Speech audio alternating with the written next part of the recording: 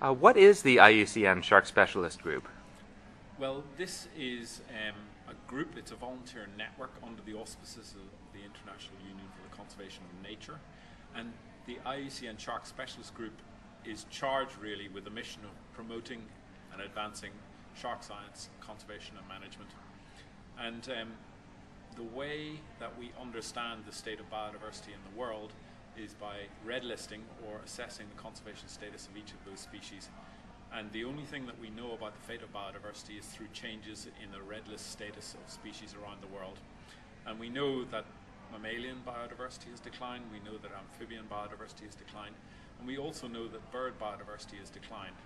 But until this year, we didn't have any synoptic overview of the global status of all of the world's 1,044 sharks, rays, and chimeras.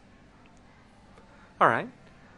Recently, the IUCN Shark Specialist Group published a report about the status of pelagic, which is open ocean, sharks and rays. How is that group doing? So there's about 21 species that can be classed as truly open ocean surface-dwelling sharks. And of course, out in the open ocean, food is very thin on the ground, and it seems to be dominated by an ecosystem of tunas, billfishes and sharks. And the big problem with sharks out in the open ocean is that tuna fisheries are out there targeting tuna and billfish, but along the way they incidentally catch a lot of sharks. And the problem with high seas fisheries really is that they're not under any national jurisdiction, so no one country can control what's really happening in these fisheries. And the problem with sharks is that they're being finned, and these shark fins are then being sold and transported and ending up in Hong Kong and transshipped through the rest of China and other parts of Asia for use in shark fin soup, which is a traditional soup which is a show of wealth at a Chinese wedding ceremony. You mentioned the number of species of chondrichthyans, and in your talk you talked about how often a new species is described. Can you go into that a little bit? Well, the media goes crazy every time a new primate or a new mammal is described, but these are very rare occurrences, once every several years. And even though there are very few people out there who are sufficiently well trained to understand what a new shark species is, we're discovering a new shark species, or a new shark, ray or chimera, almost once every 2 weeks. Every 2 weeks? That's really remarkable. Indeed. When I finished my PhD in 1998, there were 816 species of shark, ray and chimera. When the IUCN finished its assessment towards the end of 2008, there were 1,044 sharks, rays and chimeras. But it now looks like we're closer to about 1,150 species. Wow. You mentioned in your presentation that the IUCN Shark Specialist Group has a website and you're interested in getting community involvement. What can somebody who's not a scientist but is concerned about the state of sharks, what can they do to help you? Well, what they can do, we have a Facebook website, the Shark Specialist Group Facebook website. And this is really a clearinghouse where people can comment and provide us with the latest in scientific understanding of sharks, rays and chimeras, and they can provide us with any updates of what's happening in the conservation and management of these species in their countries. We also have the IUCN Shark Specialist Group website, which is www.iucnssg.org, and this will be a clearinghouse and a point or a source of information on science related to the conservation and management of sharks and rays and chimeras.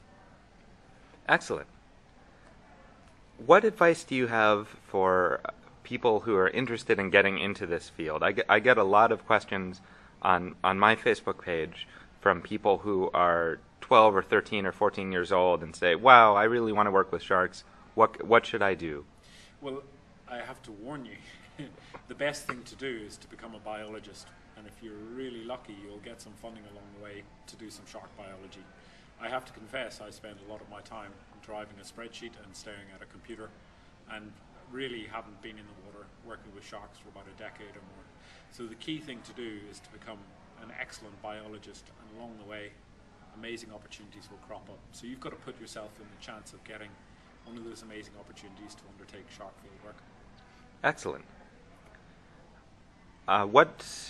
What brought you to Simon Fraser University? You're not originally from Canada, correct? No, I'm originally from Northern Ireland, and to be honest, my interest in fish started with my interest in fishing. And through fishing, I realized that under this thin veneer, which is the surface of the water, there is a whole entirely different ecosystem that was not apparent to the casual observer. And it just arose a curiosity in me and what was going on underneath the surface of that water. And obviously, terrestrial aquatic ecosystems, rivers and lakes are actually really quite simple and boring compared to the marine environment. So I still fish, but now I spend a lot of my research career working in the marine environment. Excellent. And it was just simply that interest from a teenage year. What is the focus of your laboratory's research right now at Simon Fraser?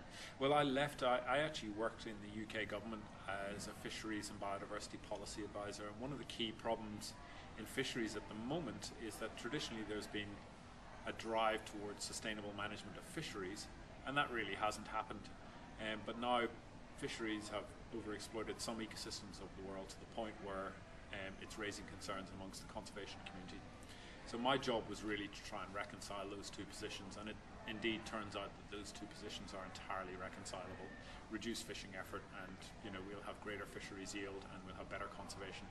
But it did mean, unfortunately, the only field work I ever got to do was to use grab samples in the North Sea and sieve mud for worms.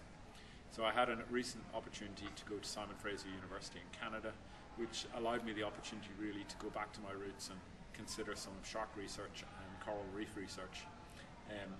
So I've been desperate to get into the field and do both coral reef research and shark research, but the reality is I've taken on the job of the IUCN Shark Specialist Group co-chair, and I spend a lot of my time on email, and in reality my students go and have the fun working in the tropics and working with sharks. All right. Is there anything else you'd like to say about your own research or about sharks or about the IUCN Shark Specialist Group? The key finding really of the IUCN Shark Specialist Group is that all of those concerns that were really raised 20 years ago, that sharks might be headed towards extinction, are now a reality, and we now have the information to back that up. And there's a very real chance that a large number of the world's sharks and rays may be threatened. And these organisms have been around and dominating the oceans for 460 million years. And unless we take the chance to do something about that today, then there's a very, very real chance that we will be invoking a hiatus in the evolution of sharks and rays and losing an enormous amount of unique evolutionary history. But we're very fortunate. Global fisheries have been a massive problem, but we do have the opportunity to halt and reverse those declines in sharks, rays and chimeras.